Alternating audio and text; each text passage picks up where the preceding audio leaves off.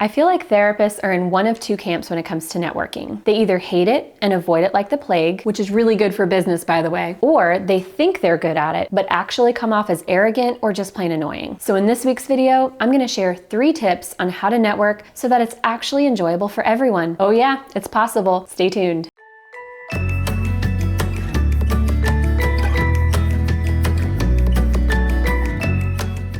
Oh man, when I talk about networking, therapists are like obnoxious teenagers who are being asked to clean their room. God, mom, it's so stupid.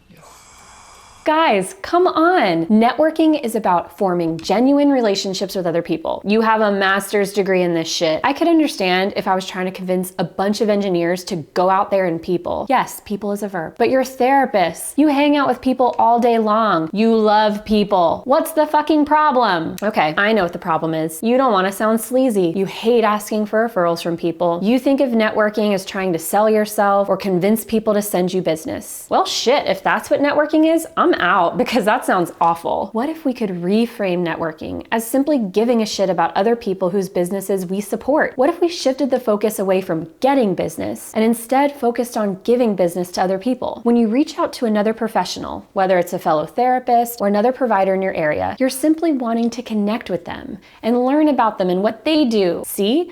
Now networking isn't so bad. It's not about shoving your business card in someone's face. It's about learning what other resources are out there so that you can be an even more badass therapist. So here are 3 tips on how to network without being an asshole. Number 1, start with the lowest hanging fruit. So this would be anyone who you already know, maybe through the grapevine, or someone you've already met before in passing but would like to know them more. Maybe they serve a similar population or use the same treatment modality. It's also a lot easier to reach out to someone if you have a mutual friend. So being able to email them and say, hey, I know so-and-so, and they told me you were pretty awesome. I was wondering if you'd like to grab coffee sometime so that I can learn more about you and what you do. It's much less scary to initiate that contact with someone when you already have some sort of knowledge of who they are or a shared connection. Number 2, after you've exhausted the list of people who may be considered low-hanging fruit, be strategic with who you reach out to next. You may want to focus on other therapists who serve the same population so that you have some badass referrals. You might also want to focus on people who serve a different population, but who would also make a great referral source. For example, if you're a play therapist and you work with young kids, you could network with other play therapists, but you could also network with marriage counselors. Odds are, some of your kiddos have parents who are really jacked up and need some help. Any recommendations you make to your clients hold a lot of weight, so you want to do your due diligence in vetting out possible referral sources. And number 3, this one is super important. When you're networking with someone, the focus should be on them and how you can help, not on you and how they can help. See the difference? Remember your first counseling class in grad school when you learned about the Therapeutic Alliance and joining with clients. Yeah, see? You do have a master's degree in this shit. So when you go out with another professional for coffee or for lunch or whatever, just ask them questions. Find some commonalities.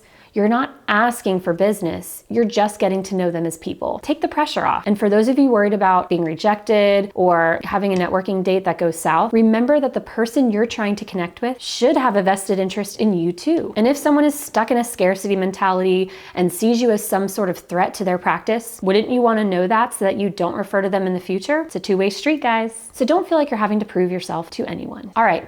Comment below and tell me what step you're going to take this week to stop making up excuses and start networking. Now go out there and net.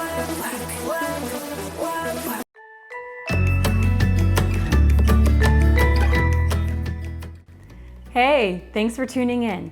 Don't forget to click subscribe and visit us at yourbadasstherapypractice.com. I have a free 4-part video e-course on taking your Psychology Today profile from bad to badass. Can't wait to have you join us.